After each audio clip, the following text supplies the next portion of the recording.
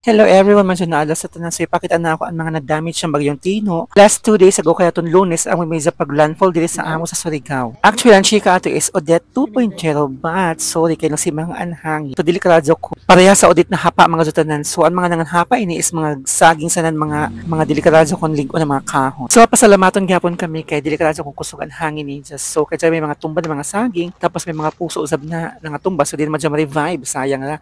Syempre lutuon naton. So nakagulay-gulay na sa kita ni after nan bagyong Tino. So na ko ni buhaton is banana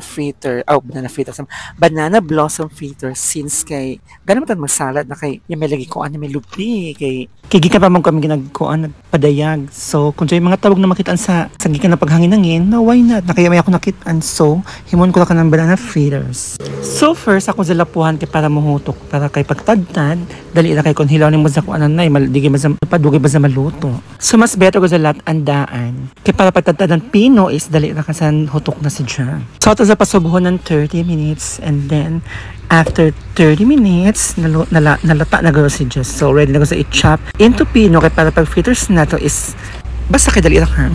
So taghiway ako din ng pino kay para masagol si Jess sa itlog kay fritters na to drama ini.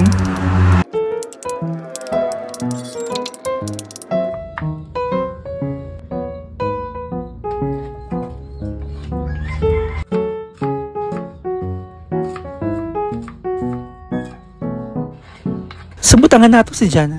Para mula ng lasa gihapon ng fried chicken, di ba? Kay para sa yung crispy fry and then gamay na asin. Tapos cornstarch kay para magpikit si Jana. Dinasagol-sagol na dalon si Jana kay para pag prito is ready na. So yung size pagka-prito is muna ng burgers. Kaya para pwede sa size agol mo sa pan or sudanon.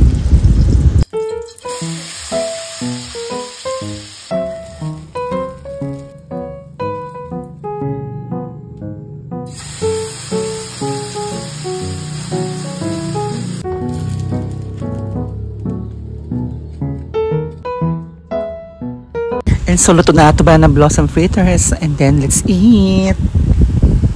O, diba? Mula sa burger at lasa. So, makalipas ang isang araw, dyan na siya ako nakita na puso kay nangaway ang malagit mga patay na dahon. Pahitan ako kay, may isa pa mabasi nabili na puso, sayang. So, hindi kay masalad na ako since kay nakakuha ako ng mga tabog na lubi sa unahan. Ako pamantalan ni dungaga ng lain na puso kaso, kaya ako nakita na puso sa lain ng mga kapulan na saging. So, isa kalduhan na ako mahimo ko na salad.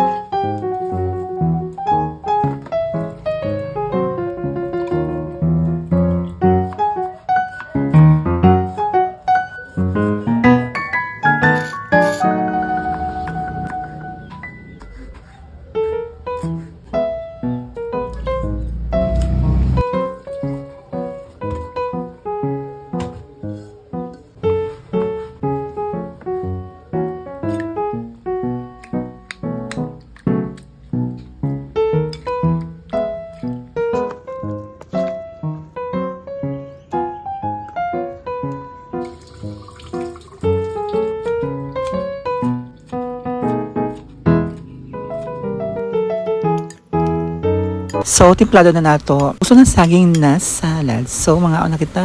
So, dila ka na ko taman. Thank you for watching. See you on my next video. Bye-bye.